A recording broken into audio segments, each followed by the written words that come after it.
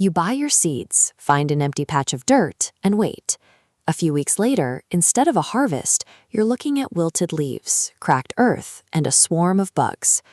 Most people assume they simply lack a green thumb, but plant death rarely has anything to do with a lack of innate talent. It happens because the entire setup process is being executed completely out of order. A garden is a highly sensitive, interconnected biological system. If you try to build it by randomly placing plants in dirt without mapping out the environment first, the system breaks down. To build a setup that actually survives, you have to follow a strict rule. Commit to buying 0 seeds, 0 new plants, and 0 materials until you complete a mandatory environmental audit of your space. Mastering this initial setup sequence removes the guesswork. It turns gardening from an unpredictable gamble into a repeatable, systematic process. Step 1 is conducting a full-day audit to map the light environment of your intended garden space. Every single plant is powered by light. It is the primary engine for biological growth, and it dictates success far more than water or fertilizer ever will. Looking at this diagram of a typical yard, we track the arc of the sun moving from east to west. To classify any specific zone as a full sun environment, it needs to accumulate a strict minimum of 6 hours of direct sunlight. Notice what happens when a building casts a shadow. The timer freezes at 3 hours. If you try to place sun-heavy crops like tomatoes into this shaded zone, they will fail. The biological power source simply isn't there. Step 2 uses your new light data to select your starter plants. Instead of reaching for complex, high-maintenance crops, we want to start with quick wins. Forgiving plants like leafy greens, such as spinach and lettuce, or resilient herbs like basil and mint are the ideal candidates. These specific varieties grow fast and bounce back quickly from mistakes. That rapid, visible progress is a deliberate psychological strategy. It builds the behavioral momentum you need to actually keep checking on them every day. Aligning these forgiving plant varieties with your exact light data creates the early progress required to sustain a long-term gardening habit. Step 3 focuses on the ground material itself. Soil is an active, living ecosystem. Here in this cross-section of a root tip, you can see the soil microbiome at work.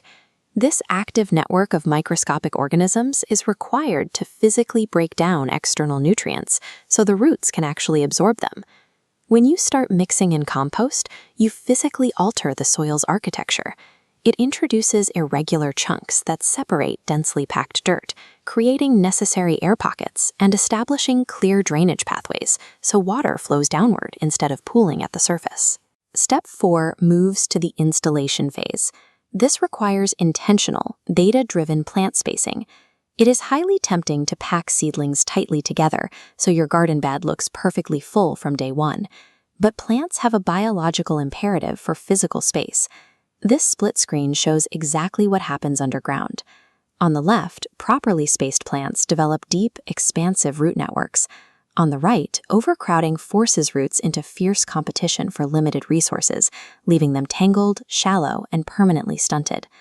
Above ground, that same overcrowding restricts airflow through the leaves. This creates a humid microclimate that rapidly accelerates the spread of fungal diseases. You must strictly adhere to the specific spacing guidelines printed for your chosen plants, regardless of how sparse and empty the bed initially looks. By engineering a living soil microbiome and enforcing structural space, you prevent systemic garden failure before a single sprout ever breaks the surface. Step 5 involves the mechanics of watering. This is the silent killer that destroys the vast majority of surviving beginner gardens. The problem is overwatering.